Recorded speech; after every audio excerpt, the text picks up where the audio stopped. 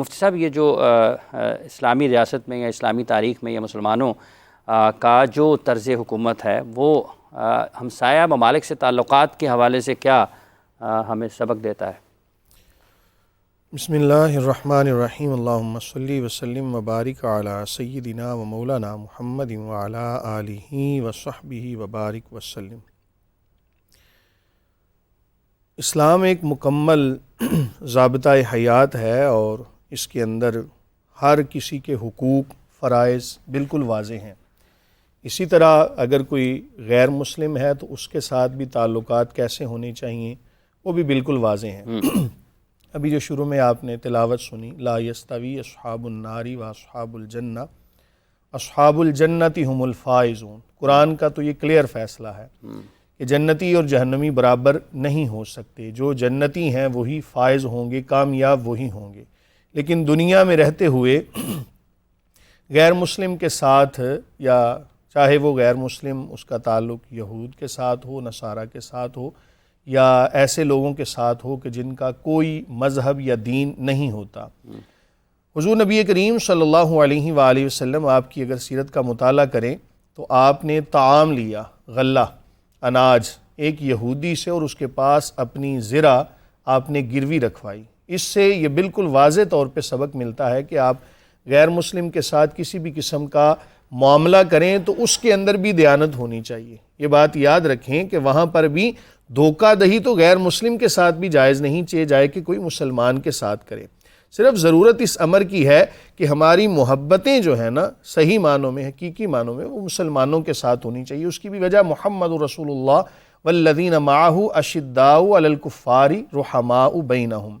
تو یہ ایک ایسا سبق ہے کہ جس پر ہمیں آج عمل پیرا ہونے کی ضرورت ہے۔ ملک کے اندر بہت ساری چیزیں ایسی ہو رہی ہوتی ہیں کہ جن کا فائدہ امراء سے لے کر امراء کو ہی دیا جاتا ہے، اس کے اندر جو نچلا طبقہ ہے اس کو بالکل فراموش کر دیا جاتا ہے۔ بڑی اچھی اس سے پہلے بھی بہت ساری ایسی ایکٹیویٹیز ہوتی رہیں پاکستان کے اندر، سرمایہ کاری کے معاملات ہوتے رہے، دیگر ممالک کے ساتھ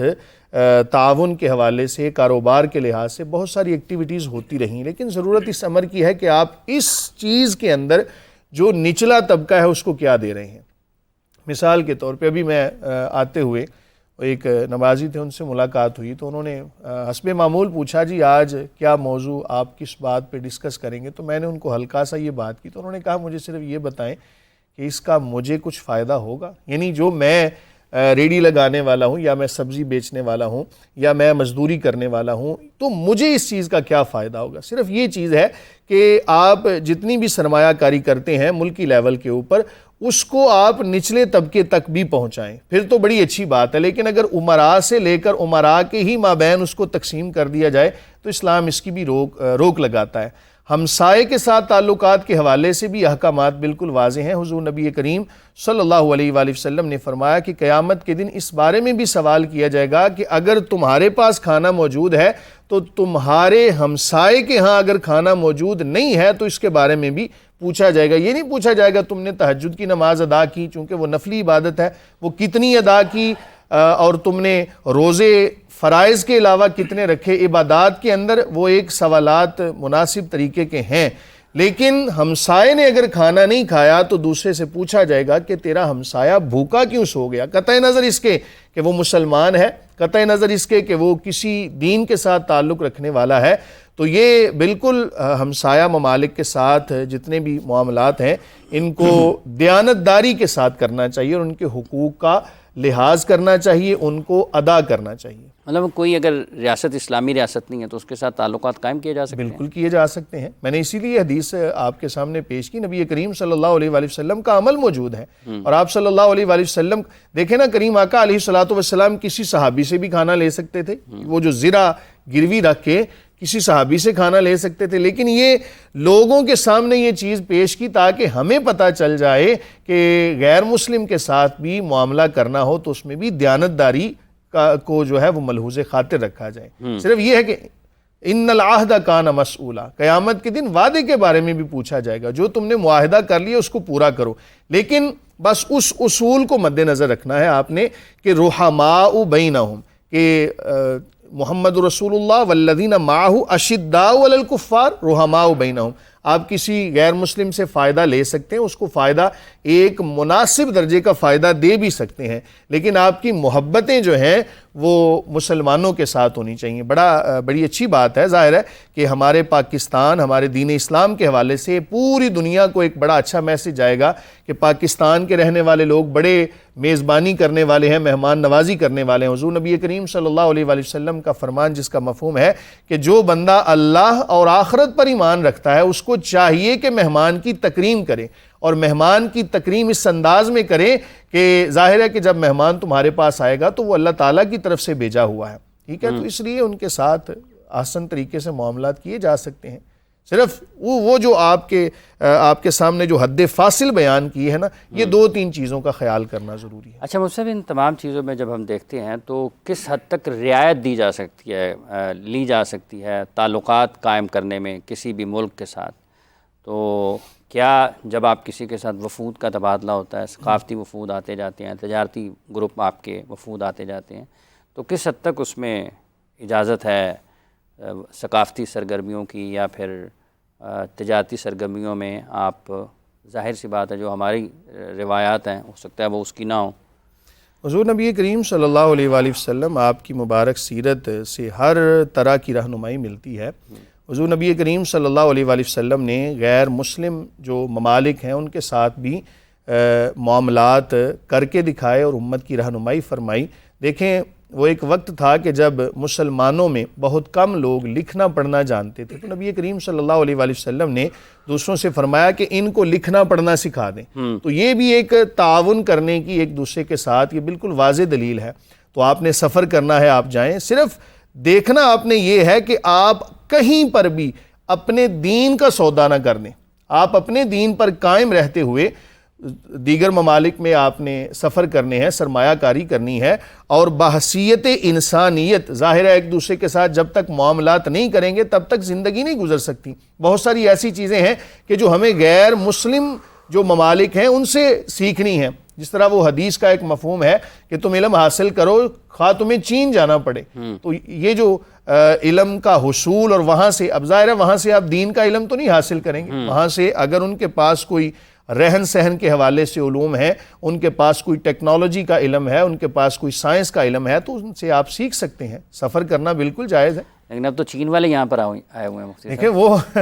جس معنی میں آئے ہیں نا وہ بھی تو دیکھیں نا آپ، سرمایہ کاری، یہ بھی یہاں پر یہ بات بھی بیان کرنا ضروری ہوگا کہ کسی بھی ملک کو آپ اپنے ملک کے اندر اتنی زیادہ حد سے زیادہ چھوٹ نہ دے دیں کہ وہ یہاں پہ آ کے کہیں اللہ نہ کرے ایسا وقت آئے کہ وہ آپ کے ملک پر ہی قابض ہو جائیں۔ صرف ان چیزوں کا خیال کرنا بھی ضروری ہے۔ آپ اگر تاریخ کا مطالعہ کرتے ہیں تو بہت سارے ایسے ممالک کہ جنہوں نے دوسرے ممالک کے اندر آ کے سرمایہ کاری آہستہ آہستہ کرنا شروع کی اور پھر آہستہ آہستہ اس ملک کے اندر پھیل کے تو اس ملک کے اوپر قابض ہو گئے۔ تو صرف اس چیز کا خیال کرنا ضروری ہے کہ آپ کہیں نہ تو اپنے ملک کو داؤ پہ لگا دیں اور نہ ہی اپنے دین کو داؤ پہ لگا دیں۔ اپنے ملک، اپنے دین کی عزت و تکریم کو مد نظر رکھتے ہوئے آپ پوری دنیا کے اندر جہاں مرضی سرمایہ کاری کر سکتے ہیں، پوری دنیا کے اندر سفر کر سکتے ہیں، پوری دنیا کے اندر جن کے ساتھ مرضی آپ معاملات کر سکتے ہیں۔ ٹھیک ہے۔ اچھا مفتی صاحب، یہ جو آداب میزبانی ہے، میزبان اگر کوئی ہوتا ہے تو شریعت اس کے اوپر اس معاملے میں کیا سبق ملتا ہے، کیا حکم ہے کہ میزبانی کے کیا آداب ہیں؟ میزبانی کے اندر بالکل پرتکلف جتنی آپ کی حیثیت ہے اس حیثیت کے مطابق آپ مہمان کی مہمان نوازی کریں۔ حضرت عمر بن خطاب رضی اللہ تعالیٰ عنہ آپ کے پاس جب باہر سے وفود آتے تھے تو آپ ان کی پرتکلف دعوت فرمایا کرتے ہیں تاکہ آنے والوں کو پتہ چلے کہ اسلام میزبانی جو مہمان ہے، مہمان کی مہمان نوازی کرنے والا ہے، اور اس کے اندر تو آپ کی اپنی جو تہذیب ہے، آپ کا اپنا جو تمدن ہے، اور اس بات کے حوالے سے تو بالکل اسلام کی تعلیمات کلیئر ہیں کہ آپ اگر ایک جانور کو جو ہے وہ پانی پلا دیتے ہیں تو اللہ تعالیٰ کی ذات اگر خوش ہو جاتی ہے، اللہ تعالیٰ ایسی جو فاحشہ عورت تھی کہ جس کا جو پیشہ غلط تھا، اس نے اگر ایک جانور کے بچے کو پانی پلایا، اللہ تعالیٰ نے اس کے اس عمل کو قبول فرما کے اس کی بخشش فرما دی۔ چاہیے جائے کہ ایک انسان کے ساتھ ایسا معاملہ کیا جائے، پرتکلف دعوت کرنی چاہیے، لیکن صرف اس چیز کا لحاظ کرنا چاہیے کہ کہیں مسلمانوں کا سرمایہ جو ہے نا اس کو آپ داؤ پہ نہ لگا دیں۔ اسلام آباد سجا ہوا ہے بڑا جگہ جگہ وہاں پر لائٹیں نظر آ رہی ہیں، پورا اسلام آباد ایسے بالکل مختلف سا منظر پیش کر رہا ہے۔ دیکھیں محبت جب کسی سے ہوتی ہے نا، اور ظاہر ہے کہ جب آپ نے کسی سے کوئی مفاد لینا ہے، کسی سے فائدہ لینا ہے، تو پھر آپ کو کچھ نہ کچھ تو دکھانا پڑے گا نا، تو تکلفات تو کرنا پڑیں گے، ایسے تو نہیں وہ آپ کو کچھ نہ کچھ دے دیں گے۔ بہرحال اچھی بات ہے، پاکستان کے اندر اسلام کے حوالے سے، مسلمانوں کے حوالے سے اگر کہیں بھی اچھا پہلو نکلتا ہو تو آپ پر تکلف میزبانی کر سکتے ہیں، آپ